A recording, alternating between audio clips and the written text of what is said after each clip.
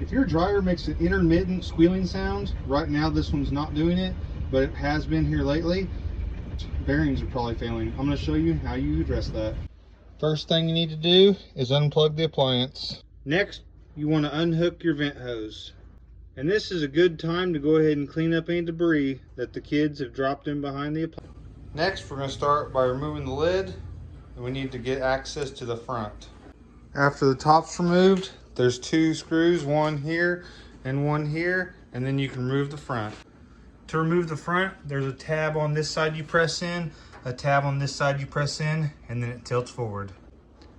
Now with the control board removed, we can go ahead and take off this cross bracing here. There's 4 self-tappers, and then that'll expose us to these other self-tappers. Now, as you can see, we have that uninstalled and rested to the side. At this time, we're going to go ahead and remove the door to get it out of our way. If you want to make a little mark showing where it's at, because the doors are slightly adjustable. Now with the doors removed, we need to access a couple self-tappers along the bottom, so we need to prop this appliance up. You can use anything you have laying around. I'm going to go ahead and get this appliance propped up now. Once you've removed the self-tappers, this bottom piece will come right off like so. Once we remove that bottom piece, you'll have access to a bolt here and a bolt here, as well as the 2 bolts here, and that's the next step. Once those 4 self-tappers are removed, we need to remove these 2 here. This one was already removed. It came dislodged a long time ago. I do believe we need to remove this one as well. So we'll go ahead and get those removed, and then this panel will come right out.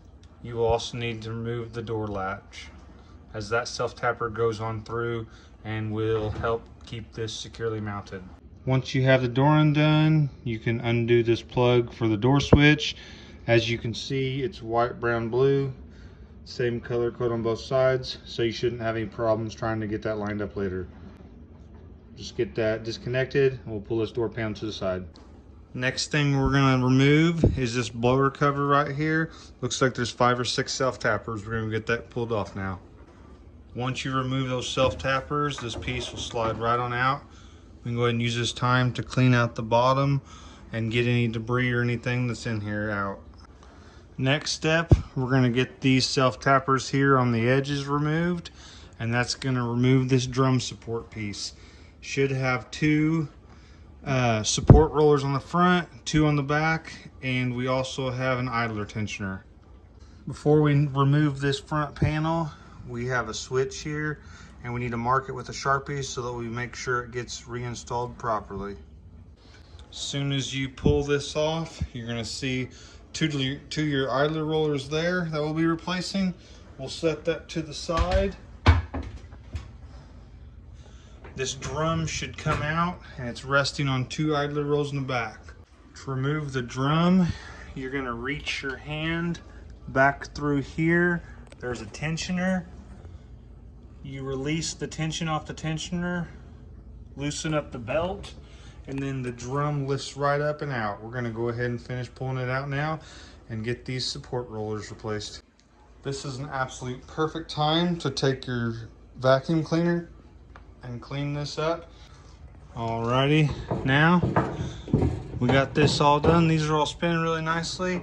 Most of the time it is actually the tensioner, but the kit was like $24. It came with everything. So we're gonna go ahead and replace all 4 wheels, the tensioner wheel, and the belt. So the only thing it doesn't come with is a new spring. So we're gonna get everything swapped out.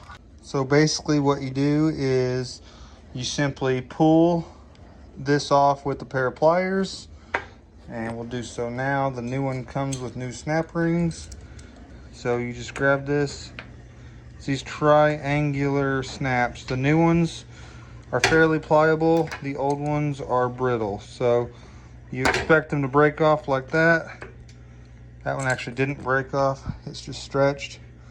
You're gonna pull your wheel off just like so. The snap on the back is fine. We're gonna get some WD-40 and we're gonna lightly lubricate this shaft, clean it up, and then we're gonna install the new wheel and the new snaps. So here we are. Here's the new pieces. I'm gonna rip that out. Get the wheel out of it. Verify the size is the same. It does fit on the shaft, no problem. Get us a little WD, little spritz, wipe that shaft down, a little lubrication.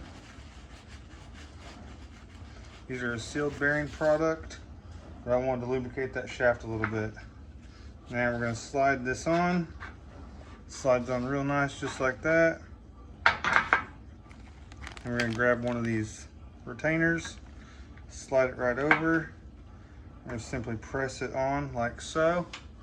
And it's as easy as that. We're going to repeat the process on that one here and the two back there.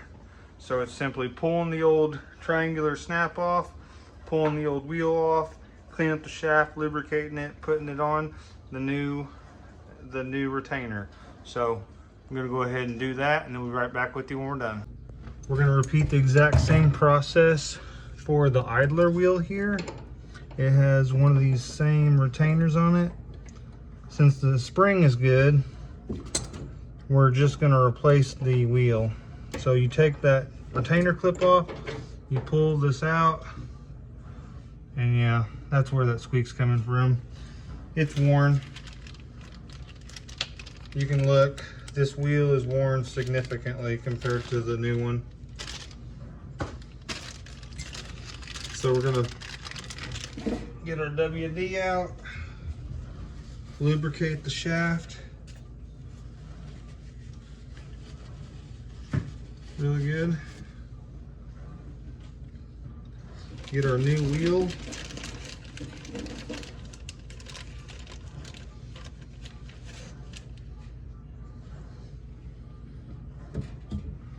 Got a washer, goes on the back side. Put that on there. Put the wheel on there. Let's see here. There we go. Slide right on. And the retainer.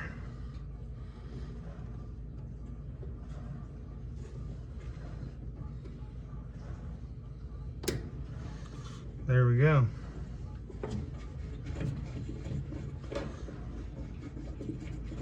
That ought to be ready to go. Now, time to put the belt on, the drum, and get things reassembled. A little tip for you. When you get your belts, put your thumb in there, and stretch it out. Make sure you got the right ones. You just set the drum right in. You wrap the belt around it first, and the two wheels on the back, you just rest the lip in. Now we're gonna go ahead and attach the belt, get it go ahead and get it started, and then we will put the front cover on and make sure we get those wheels up under the lip. So that'll be our next step. This isn't taking too long, folks. After you get the belt on, you can give it a little spin by hand just to verify that everything's easy going, there's no binds. We're gonna get this front plate put on, and then we'll give it a little spin again. All right, so we got this front piece on. Give it a little spin. There we go, it's spinning. So now we're gonna keep on just putting everything back together the way we took it off. So just reverse order. All right, so I've got the blower cover installed already. I did my wiring. I've got this front piece on, and now we're just gonna keep on going.